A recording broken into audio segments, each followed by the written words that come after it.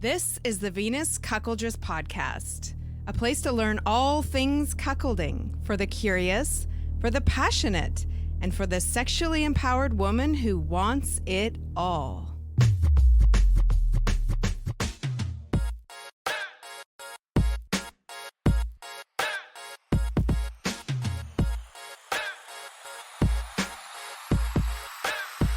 Let's go. Joining me on the show today, I have such a fantastic guest. I'm really excited for this. Sara Perry is joining me, and here's a little bit about her. Sara is a radically inclusive feminist from Venezuela that deeply identifies with the role of a healer, mother, and holder of space.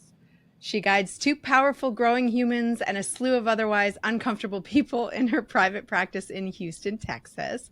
She holds an undergrad in women's gender and sexuality studies, a master's in general psychology, and a certification of sexological bodywork and somatic sex education. Her current goals are expanding her own neurological capacity for pleasure and attention and advocating for ASECT.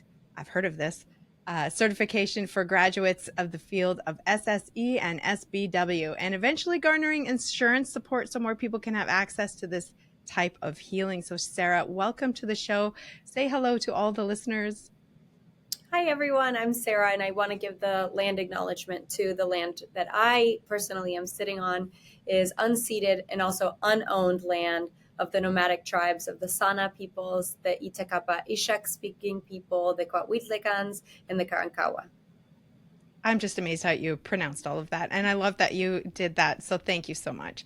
Okay. You are what you call a somatic sex coach. So I've heard of a sex coach, obviously, but I've never heard of a somatic sex coach. So I had to look it up. So, and I'm excited to talk about this. So what is that? How is it different from like a sex coach?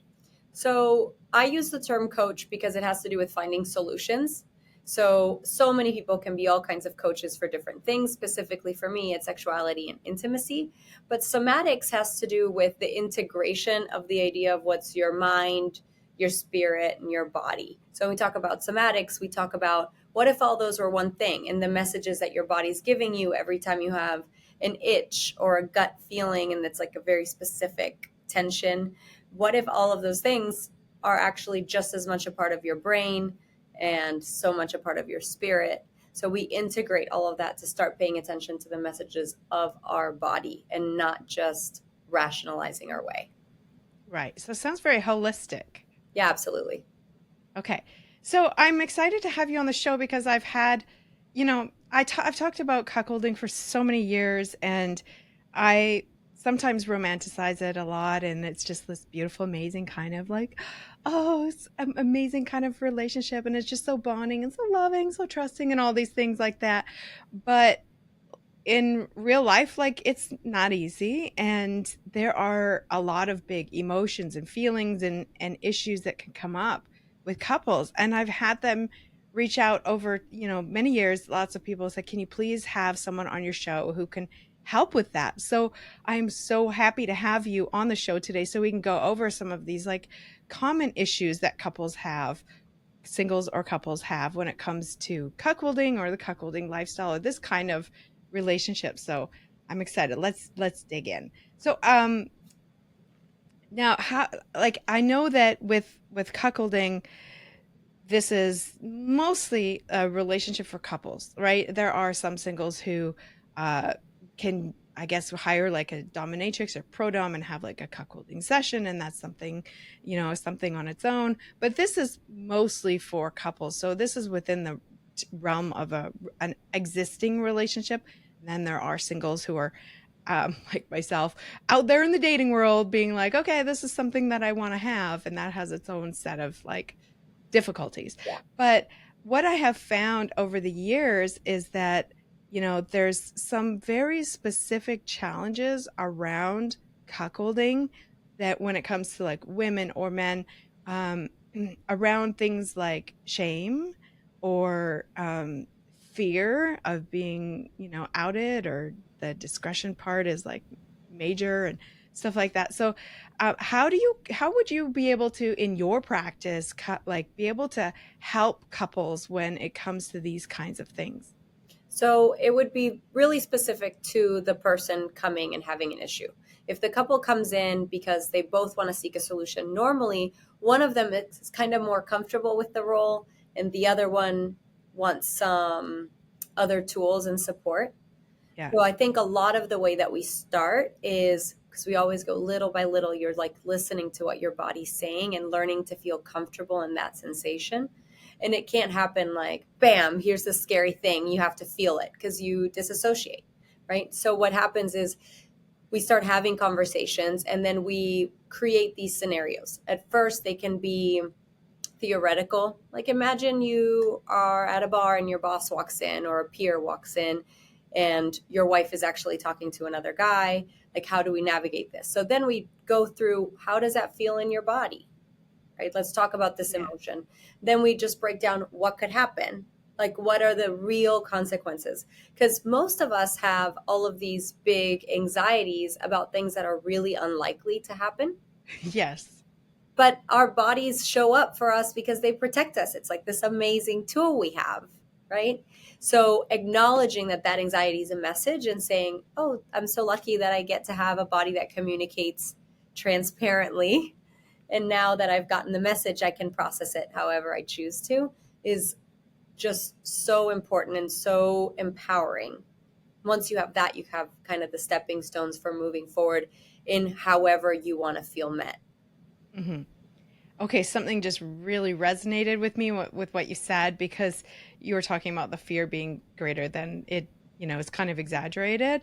One of the fears that I'm sure for all the guys listening right now, I know you can relate when I tell you this, like so many of the guys who I've met have had this like enormous fear of being outed, the enormous fear of somebody finding out that they're into this. And this, I've always said, like, it's very detrimental, not just to themselves, but to their relationships or potential relationships or dating or whatever.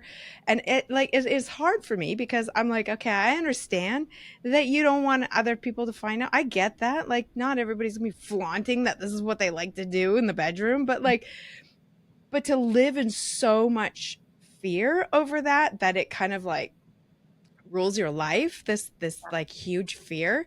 And how when you want your partner to engage with this with you, you're kind of inviting them into that fear space as well, and that can't be healthy.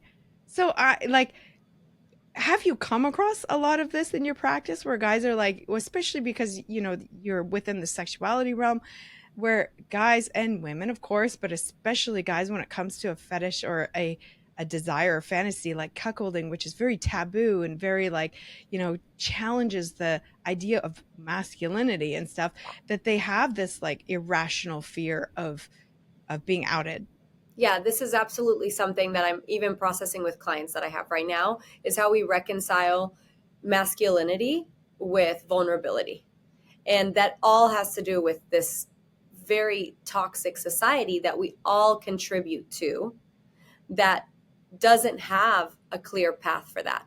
I actually heard from someone yesterday, a friend of mine, that in Ireland, the tradition of being like a macho fighter man actually came back full circle because that macho man was not considered a true fighter unless he came home and wept and wrote poetry about his battles. Really? Yeah, and so it's really interesting that this is coming up now because I didn't know that about that concept. But it's so funny how now that's been totally erased, right? Like, not just the idea that you could possibly enjoy your wife enjoying other people, but also the fact that you enjoy her being powerful comes Right. across as you being less powerful.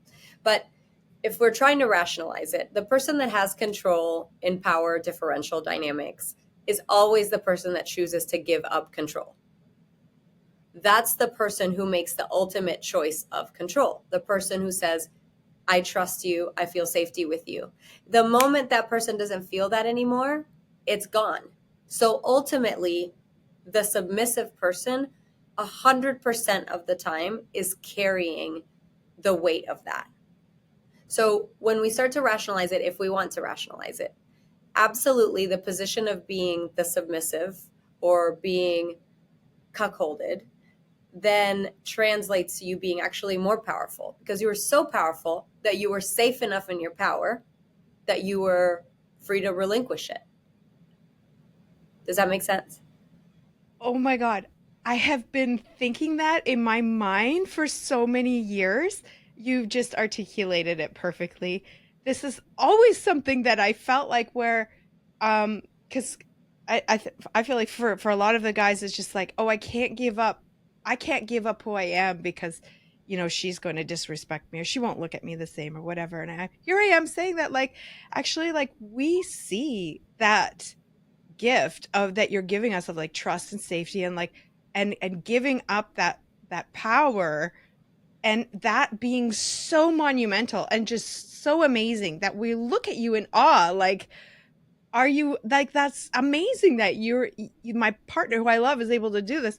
But guys, just like, so many of them just they don't see that, they don't see that possibility. And I'm here, myself and many other women, like, oh my God, if you were just to give up that bit of power, and like, we would adore you for it. Mm-hmm. Oh my God, I love that you just said that. That was like a big moment for me, what you just said. So I hope that everybody who's listening actually like rewinds and replays that over again. Maybe I'll put it in the trailer, because like, that was fucking amazing. I love that so much. That's very, very powerful. So what other kind of issues do you see with like these power dynamic relationships such as cuckolding? I think it's really important to have not only clear boundaries, but permission, not just from your spouse, but from yourself, to change your mind about what those boundaries are. Like when I think about society as a whole, we have a very hard time making it easy to change our minds. That comes from this culture of like, what is it? Winners don't quit. Yes, they do. A lot of people quit terrible relationships and close businesses. You absolutely have a skill if you know how to quit. But it's the same if you have a skill when you know how to pivot and change your mind. And it's the same with boundaries. A lot of times we don't realize we had a boundary until we cross it or it's been crossed. We have to assume that our partner didn't intend to cross our boundaries, unless that's what was hot, in which case you can be like, oh, that one was a little bit crunchier than I thought it was going to be. Okay. Or just assume that they weren't trying to be hurtful and then move on and say, can we renegotiate the way that this whole thing happened? And a lot of that, specifically in like sharing partners, can look like maybe my time during these specific moments needs to be prioritized more than time with these other partners that you have. Right. And it could be like, Right. I don't know, if you're having a really sad day, or sometimes when you have a sad day, you prefer that they go away so you can be alone. All of that can be negotiated, but it's so critical to be okay changing your mind.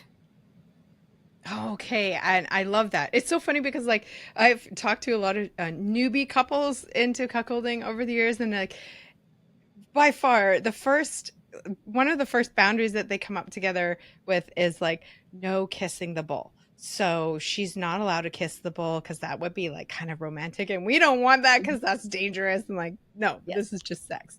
So, but that's the first boundary that gets crossed. Yeah. Because kissing is That one fantastic.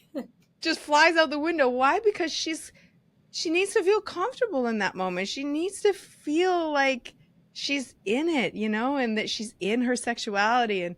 And I don't know about you, but for me, the last thing I'm doing when I'm in that moment of sexual pleasure is scrolling through the checklist of, oh, can I do that or can I not do that? Like, it's just, that's really guaranteed to get me out of the mood real quick if I got to think about that shit. So, um, within cuckolding, I have experienced lots of couples who have had challenges around that, where she's in the moment, she just feels like her body wants something, her mind wants something, she wants to do something, and she does it, and then afterwards she's like, oh fuck, like, I wasn't The supposed to wreckage. do that. Yeah, yeah. I want to So, say that being the person that tends to facilitate people changing their relationship dynamics, we all want to sit down and have this like laundry list of crap that we're expecting. And we're like, I know this is going to be weird. And like, we want to be in the same room, or you can't be in a different room, or you can't talk to someone when I'm not in the room. We have all these rules, right? But all of those rules are really there as kind of a net for us to feel comfortable with something that feels super edgy, right? Mhm. So if you're doing the work to focus on staying super present with your own emotions and your own sensation in your body, eventually that net is, that's all it was. It was a framework. Everything inside of that can be negotiated. In fact, if you established a dynamic like cuckolding, already you know that everything can be negotiated. This is very true.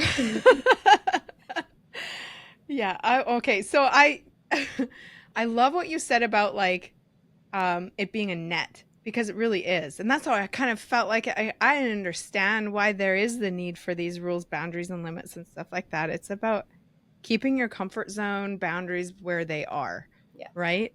And perhaps those two things don't line up. And I'm Yeah. sure, like you said, you see that in your practice all the time where like people are trying to negotiate stuff like that. I saw that a lot in the swingers world when I was involved in that before I knew about cuckolding. I was like, there was so much negotiating back and forth about, yes, you have same room, no, okay, if it's not the same room, but I have to get my permission first, or like there's all these little things. And I remember thinking like, God, that seems like a lot to remember. Like a lot to deal with, but couples do it, and they do it because they want each other to feel safe and secure, and all this, the net, what you're And a lot talking of times that's just like the stepping stone into actually just go do whatever the hell you want. See you about. tonight, babe. Right. So, and it has to happen because we've been taught that you won't be safe unless you are jealous. We've been taught that you Right. won't be safe if your partner can explore other people.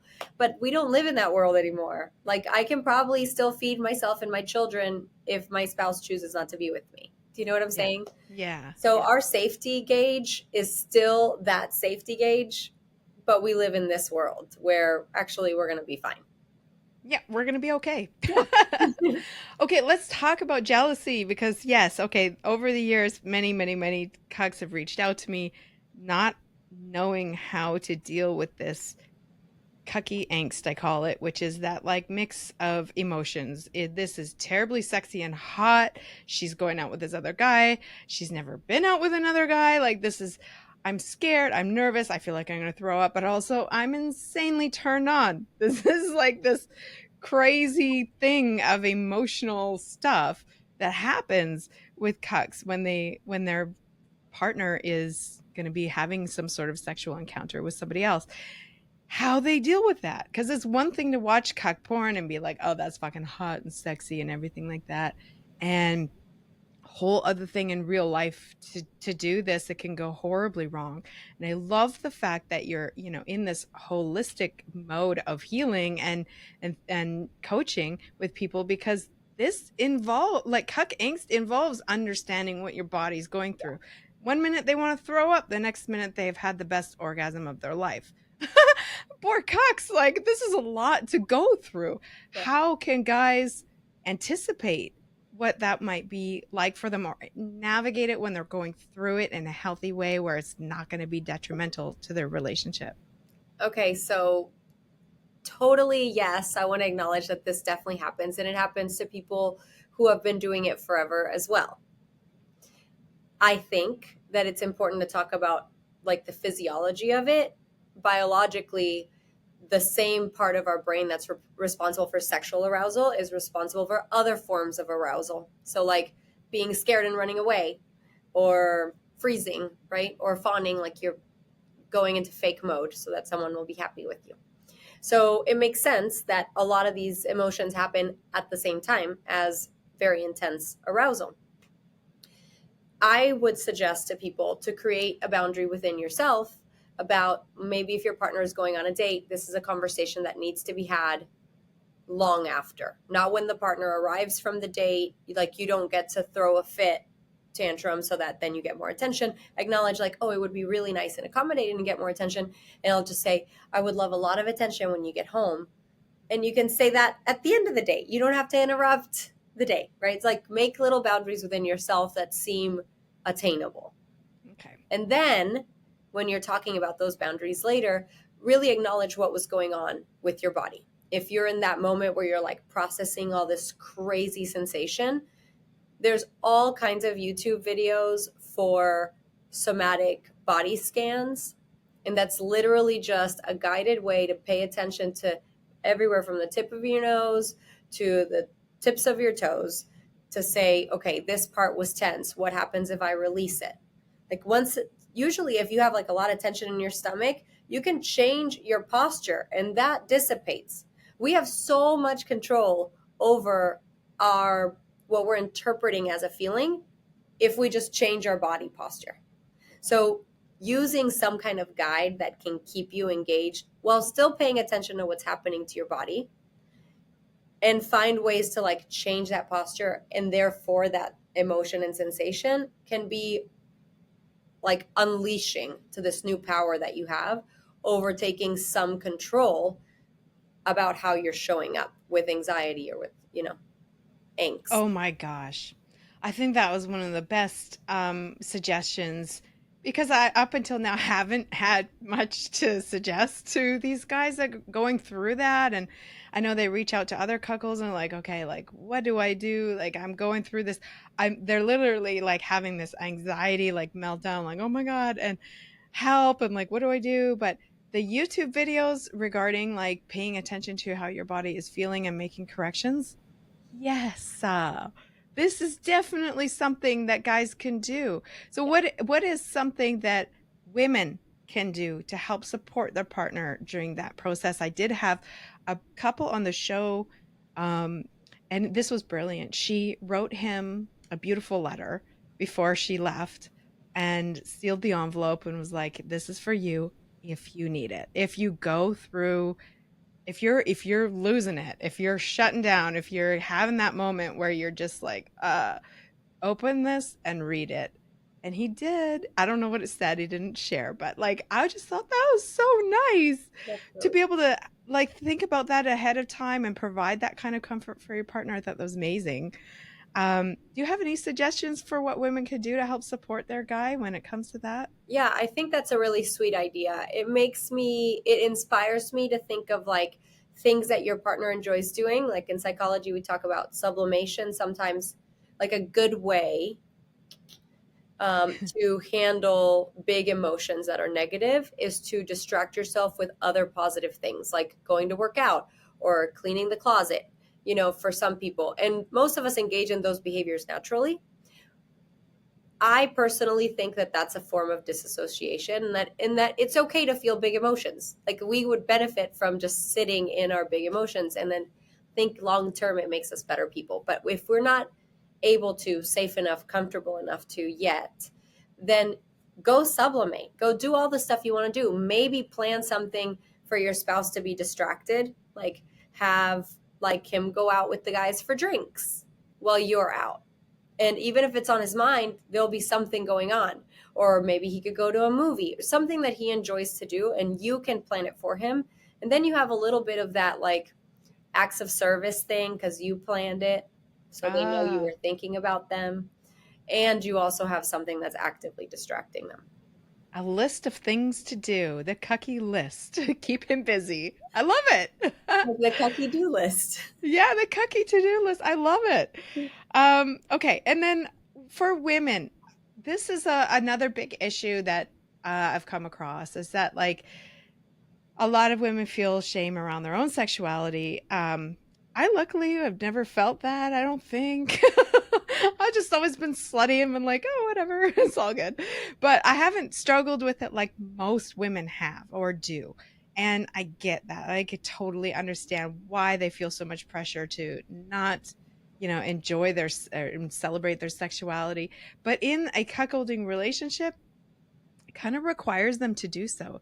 So you'll have like this couple, they've been together married for a very long time and monogamous the whole time, and then he shares his desires and fantasies around cuckolding with her, and she's like, "Oh, I don't think I could do that. Like I would feel so dirty, I would feel so slutty, like I don't think I could do that." And this is a real stumbling block for them.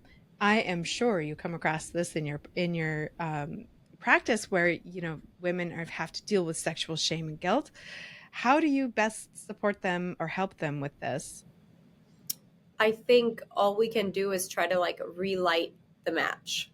Because there was a time that they were attracted to other men, and likely through society and through years that got suppressed. So you can just start little by little. You could start being like, well, maybe don't go on a date and hook up with that guy, but when we're at a bar, start telling me why you think someone's attractive, and just start little by little. You don't have to like jump into the deep end. And I promise there will be a day, if you go out enough by yourself, at some point there will be a moment that you meet people that you think are attractive and want to share your body with. Absolutely. And so it doesn't have to be immediately. If you find a little path to start like trickling in the attraction for other people, I think it reignites. Oh, it's a great tip. I think because oh, these poor guys, when they bring it up to the wife, they usually do it so wrong. They're like, I just want you to go fuck a bunch of other dudes and I'm gonna Anyone, watch and like it's just gonna be grab so hot. anyone. Right? And she's just like, what? First of all, what? So start small. And there is so much fun that couples could have without her actually sleeping with other guys. Like, it's a little bit scary to sleep with a random stranger dude. Yeah. Not to Very mention, it's like scary. literally putting our lives in danger. Absolutely. In different ways, too. I mean, there's you could be assaulted. Yeah. You could have your physical health like fucked up Yeah. because of it. Like you can, I mean, now not to mention all the abortion bans and everything. Like Yeah. you're fucked if something happens. So as a woman, but yes, starting slow and doing fun things, even just talking about our role play and everything like that. I'm like, guys, come on, how come you don't think about this? Like you just go straight to the porn ending Yeah. in their mind, they're just And like, then oh, they're just dealing with fuck. all of the backlash of that, right? Then they're dealing with all the angst and all the, when really, if you would have titrated the whole thing from the start, it probably would have worked out a lot better for both of you. Oh, Yeah. yes. Okay, guys listening, I hope you listened to what she just said. Absolutely. Because, yeah, you're going to jump in with both, with both feet and just be like, all right, let's do this. And then she's going to go sleep with this other guy. And, like, oh, holy man, there's so many things that can go wrong with that. But, yeah. Have you heard about Venus Connections? It's a matchmaking service for singles who are looking for a loving cuckolding relationship. Just like regular dating, except for someone who's also interested in the cuckolding relationship dynamic. Venus Connections is a private matchmaking service, so you're not sharing a profile, you're not sharing information with others. It is completely private. The program intake process starts out with a very detailed questionnaire. Then you work through a 3-week course, and then you have an interview. After that, you just sit back, relax, and wait for a match. It's that simple. If you're curious to learn more and maybe even read some testimonials from members, go to venusconnections.com and make 2023 the year that you get the relationship of your dreams. I also Working want your to way make up to that it. we didn't really start discussing this, but a lot of times the people that women are attracted to, at least in my experience as being a woman, are people that you've already had some contact with. For example, friends, coworkers, right? And most of those people are on the do not fuck list, Yeah. right? So there's always going to be this little contingency of, oh, you want me to go sleep with a bunch of people? Well, Joe Blow over here has been hanging out at our house for 3 years and I think he's kind of cute. And then your spouse is going to say, well, absolutely not, right? Yep. At least at first. I'm not saying never. But isn't it interesting that we have to find a way to kind of curb that leaping point? You can't be Yeah. so eager that it gives someone permission to cross boundaries that could be like really damaging boundaries for you and for your family and maybe for your work life, Yeah, right? I found that a lot actually, where a new couple is so he's like, I want you to fuck some guy and I want to watch whatever, and then eventually she gets to the point where like, okay, but He wants it to be a random stranger Right. for safe, like because he doesn't want her to catch feelings, right? He wants it to be just sex. Like this guy's just going to be a dick, and that's it. Like, and so that's his like comfort level. Okay. But her comfort level is something entirely different. Like you said, like she wants to know this person. She wants to feel safe with them. She wants to, most women say they want to have some sort of connection with that person, that they don't want it to just be, I'm just going to fuck this random dude and then leave. Like they want like to know, they want to talk to them, get to know them. It's about emotional and physical safety. And so you have this disconnect where couples can't agree on something like that. Or she's like, oh, maybe I'll, sleep with my ex or something like that, which I'm Mhm. like, holy shit, you want You want to really complicate things. see? The potential for disaster, I don't know, seems pretty high. It's crazy. Um, Okay. So how, like, I know that it's with all of these sensations and emotions and stuff, like we talked about different strategies around managing cuck angst and the guilt and the shame and stuff like that. But all of the cuckold couples who I know who are thriving in this lifestyle, they do this one thing often, is check in with each other and communicate about how they're feeling. But this is not something I think that a lot of couples, regular everyday couples, like actually practice. But this seems to be the key to success when it comes to this kind of relationship. How would you recommend couples go about doing that? Actually, uh, do they schedule time? How do people get in the routine of doing that? I think you just have to be, it has to be on purpose. If you have to schedule it, schedule it. But I don't know how your schedule is. Mine is like, if you put something on my calendar, odds are I'll be busy that day in a week. Like it just changes, right? Yeah. So there's something I love called the 5 minute game. And we play it. It's kind of a power differential game where you would set a timer for 5 minutes and then one person gets to choose if they want something done to them or if they want to do something to the other person for the 5 minutes. It could be sexual or non sexual, but most of the time we're craving connection. So any kind of touch is nice. Sometimes it could be like, I want you to just brush my hair. And it turns out that 5 minutes is a really long time. That's why we set a timer. And having these purposeful connections with people, with your partner, brings you back to feeling loved and taken care of. When you can ask for what you want, if what you want is to put your hands on them, like I don't know, maybe your partner has like a fun part of their body that you like to squish or play with that they typically wouldn't allow you to just because it like doesn't happen. Yeah. That's a good time to ask for that. And those 5 minutes are also a great time to have a conversation about how you're doing. Like, oh, I really missed you when I did this the other day and I thought of you. And your hands are busy, so you're not on your phone.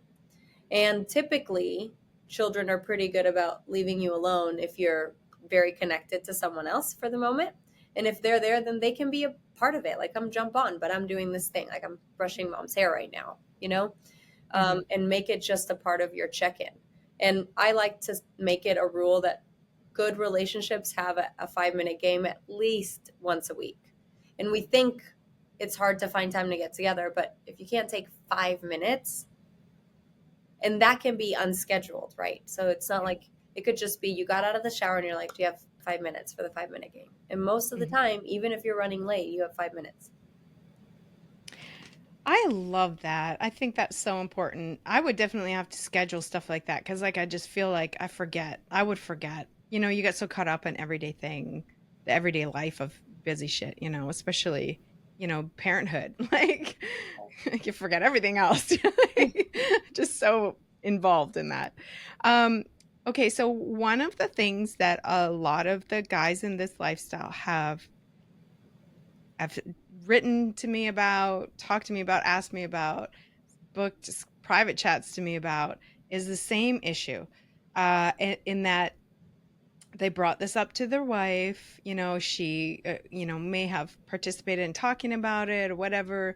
Maybe they did some role play or maybe they, used some toys in the bedroom or something like that. But over a period of time, she kind of loses interest in it. And he feels like he's like pushing this more and more. And they're like, how do I get my wife back into being interested in this? And this is like so common across the board. What do you think's going on with that? Did women just really like, are they just disinterested? Is it just a matter of them kind of getting them back into it, or is this something else? I think that we're cyclical. Like we tend to Yeah. be really into stuff and then we get over that thing and then we're really into something else and that doesn't mean we're not into that thing. I think we tend to be more into things that are easier to accomplish than going to sleep with someone else. Theoretically, that's very easy to accomplish, but it's not quite that simple, Yeah. right?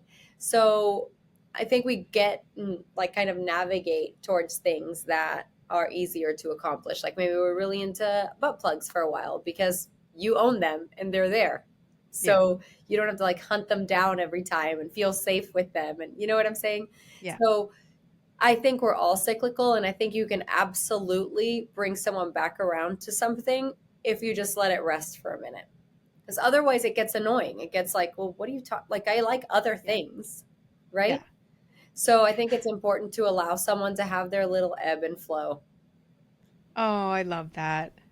Um, so for the cookies listening, make sure that you understand that maybe she just needs a little bit of a break sometimes, and that's okay. I feel like from the cucks who I've met and talked to over the years, this is very much something that they think about all the time, every day, that they're constantly thinking about these fantasies, that this is something that is really big and important to them.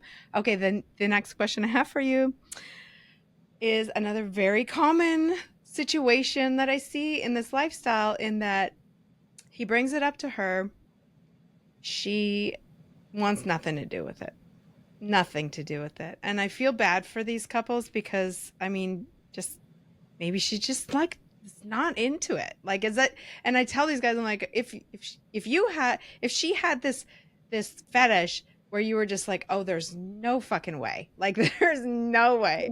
What would you do? Like, I mean, it's not an easy situation to be in when somebody wants nothing to do with this other person's deep desires, deep fantasies, like something that is such a big, seems to be a big part of what they want in their life.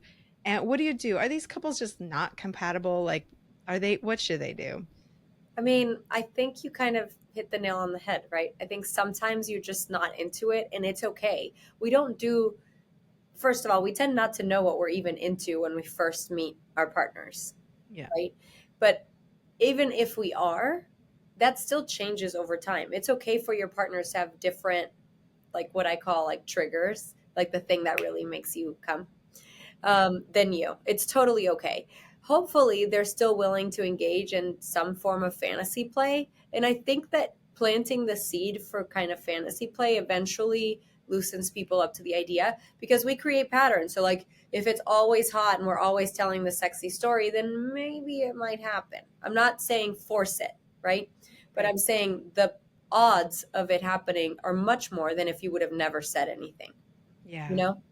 Yeah. So I still think sometimes they're just not going to be into it. Hopefully, your partners are still willing to like sauce things up to turn you on when you're having sex. And maybe that leads to something more. And for the ladies listening, like, it's so easy just to say that little thing when you're having sex with your husband. Just whisper in his ear, like, oh, totally fucked that guy I saw on the bus today. Like, that's all you need to say. And boom, he's happy as fuck for a week after that. He's riding on this high of, like, oh my God, I can't believe what she said. That was so hot. This is Right. literally all we need to say to, and I feel like if you really love your partner, then you will find ways to have indulge their fantasies like that, because it is important to them. And if, and that's what you do when you love somebody. It doesn't mean you have to go and fuck a bunch of dudes, but you can learn to say these awesome little things, hot little things that are going to set them off completely Absolutely. into like, I'm can't control myself when we're having sex. That is hot. Yeah. Not to mention the fact that it's also a form of like being seen for your partner to think that it's worthy of you to have those things you think are sexy, even in play, right? It's like Yeah. it will make someone feel much better that you were honest about what you wanted if they can like reciprocate, if they can say, that is hot, babe. I see it. I get what you're saying. You know? Yes. Yeah. And that's like the nice thing to do, I think, for your partner, like you said, to feel seen and to make them feel loved. That's how you make somebody feel loved and safe in your relationship. So, okay, now my last question. Um, we've talked about couples a lot, but what about the singles? What about the singles? Like, uh, a part of the tricky part around dating in this lifestyle, knowing that you want somebody who also is open-minded to your fantasies around cuckolding, your desires around cuckolding, and seeking that out. There is this like challenge. Do you bring it up right in the beginning with somebody? Um, or do you wait until later on, let's say 6 months to a year into the relationship where you bring it up? I What do think you recommend? I think it depends. I'm actually in the process of dealing with this with a few of my clients right now who are single and looking for partners. And I think it depends on what ultimately they're looking for. If what they're looking for is to have a long term committed relationship, and this is instrumental in that design, then yeah, I think you can be honest at the beginning and say, look, I'm really into this. I like establish some kind of what boundary you would like. Like for some people, like I have a client who has no interest in exploring other people himself. And I think that could be very important to a lot of women. Hmm. So being able to communicate that, that's not the interest I have. This is just something I've really been into. And I know that it's what I want from my future and from my wife and the mother of my children. And it's okay for that not to be what someone wants. Like it's really fine. And it's probably better to be in that situation than to be in what we were referring to earlier, where they've been married maybe for years and years and years. And they're like, hell no. And by the way, sometimes they're not even like accepting of that. Sometimes they're like disgusted, right? So you Yep. don't want to be stuck in the situation where you're having to fight your own shame because in your house, there's shame about what you like, Yeah. right? I also think that if you are just casually dating, you just want a girlfriend and to do that, you don't have to say it right away. I think you can casually date and that it's more likely to happen that way because most of the time people make the lines of sexuality and monogamy really blurry when it's not a cemented relationship. Mm. So that's probably a more likely space for that to happen than already inside of a super committed dynamic or with someone who's like wanting a commitment because it just feels Right. unsafe, right? Yeah. Yeah, very good advice on that. I agree. I definitely have been one to be like, it depends where you are in life. You're casually dating in your 20s and you're just like, ah, fuck it. Who cares? Like, I'm just out here having fun. Then who cares? But if you are looking for your life partner, I mean, it makes all the sense in the world to me to bring it up in the beginning and figure out, like, do we line up with this or not? But I think how you bring it up to a person is also very important. How you Yes. word it. Yeah. I've said over and over again on the show, like, do not say you want cuckolding. Do not bring up kink language. Like, don't say anything about that. Just talk about it being a one-sided, open relationship that you're looking for, where she gets extra fun and you both love it that way. Just keep it simple. Ask me more about it, that kind of thing. But I yeah, think it would there, be really a good idea for us to get together and create a kind of script for good language to yes. use. Like we use that all the time in my practice. And it would be really helpful for us to have like cue words that were like, throw these in there. These might work better, you know? Absolutely. I think guys are starved for that kind of information because they truly don't know how to put it out there in a way that doesn't turn off a lot of women Yeah. unnecessarily. And but then there's the other problem of like most guys, let's face it, are way too scared to put anything about this on their dating profile or Yeah. bring it up to women. So there's that. We talked about this. Cuck shame. So yeah. I do want to say that something we didn't mention at all that I think is important is that for all of the people listening who are very scared to be outed, think about what it would be like to find out that one of your best friends is also into that. Think about what it would be like to find out that your dad was into that or your boss and how freeing that would have been. And I think that it's a ton more common than we realize it is that guys think that that's sexy. Mhm. And there's a lot of freedom that can happen if we are safe enough to tell just one friend. Not to mention the fact that we feel much better when we're not hiding something about ourselves. Yes. I would really like for guys to be able to understand what you just said. It's still very incredibly scary for a lot of men to even think about that, though. So I think there's some work that needs to be done. But I do have friends who are open about it. I mean, they don't go out like, purposely telling everybody, but they're open about it to people in their life. And nothing catastrophic has happened to them. It's Right. amazing. The world didn't end. They didn't lose their job. They didn't lose friends. They didn't lose family. Like it was very freeing. And every one of them says that is very freeing. I actually interviewed somebody on the show who was, and this is a shitty story, but um, sextorted. Yeah. And this person who pretended to be a woman got his pictures and threatened to send them to, I mean, they had The all of his boss. boss's information, his parents, his ex-wife, like everybody. And instead of paying the money, he just went and told all of these people, and it forced him out of the closet. And he said, like, everybody was just like, all right, whatever, it's fine. Like, they Yes. don't care. Even his boss was like, it's fine, whatever, you have nothing to worry about. Right. And even his parents, they were like, oh, what'd you do that for? But Yeah. they didn't care, you know. And he said, like, this was a very freeing experience for him, and that, like, he doesn't have to worry about any of that anymore. Nobody judged him. Like, it was stressful as hell, but like Yeah. life didn't end, you There's know. also this weird phenomenon of like the compulsory need to talk about fetishes where no one feels the need to talk about fucking in missionary style. It's like for some reason you don't have to disclose I like to have doggy style sex, but you have to disclose I like to get pegged. So Right. it's like it's not an even like no one actually cares about your sexuality unless you're transgressive or gay. Otherwise, Yeah. you never have to come out of the closet as straight. Does that make sense? Yes. So I hate the rhetoric. Like you never actually have to come out of the closet. You don't actually ever have to do anything for anyone. And also, people are a lot less concerned with what you're doing with your partner that you are committed and loving, especially if your life is otherwise stable. It's like that's one thing Yes. I've noticed. Like if your life is a wreck, then everyone's judging all your kinky shit.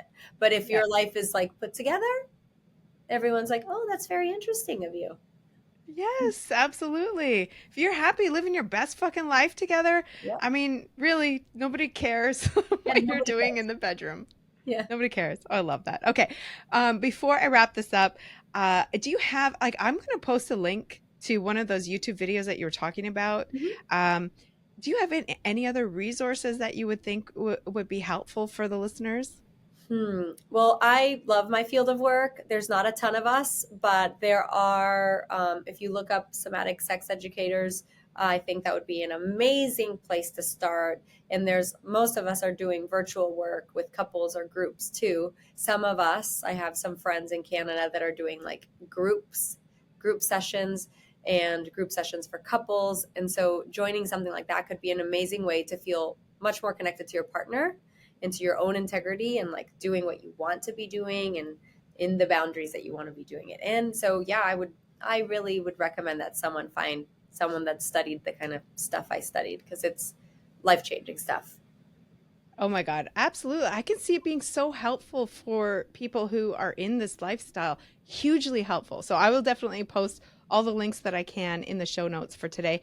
Where can people learn more about you and your practice and everything like that? Where do you want people to find more information? I have a website, Haven Space, Haven space coaching.com.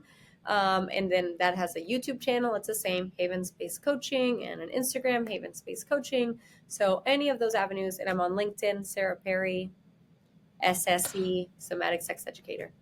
And you have a podcast too. I forgot I listened to your podcast. Like, you're out there just ruling the world. I Thank fucking you. love it. The podcast was a COVID project and it's been put on pause for now, but the episodes are still out there for people to listen to. I think there's like 65. They're all about different fetishes. Once in a while, there's a couple of little things that are different, but in general, I would just randomly pick a fetish, do some research, and record a podcast about it. So there's some fun stuff on there too. Yes, I listened to the cuckolding one. Very well done. Thank you. Excellent. I'll post a link to that in the show notes for today as well. Sara, it's been absolutely fantastic having you on the show with me. Thank you so much for joining me. Thanks for having me. Thanks for joining me today. Make sure you go to venuscuckoldress.com. That's where you can book a private chat with me. You can check out any cuckolding events that might be happening. And you can even ask a question for the show, as well as, of course, join the Queen's Quarters fan club and get all the benefits for that. You can also follow me on Instagram, the Venus Cuckoldress Podcast. I haven't been banned there. Well, I have, but not recently. You can also follow me on Twitter or whatever the fuck you want to call it. My handle is @CuckoldressV. That's it for today. We'll see you next time.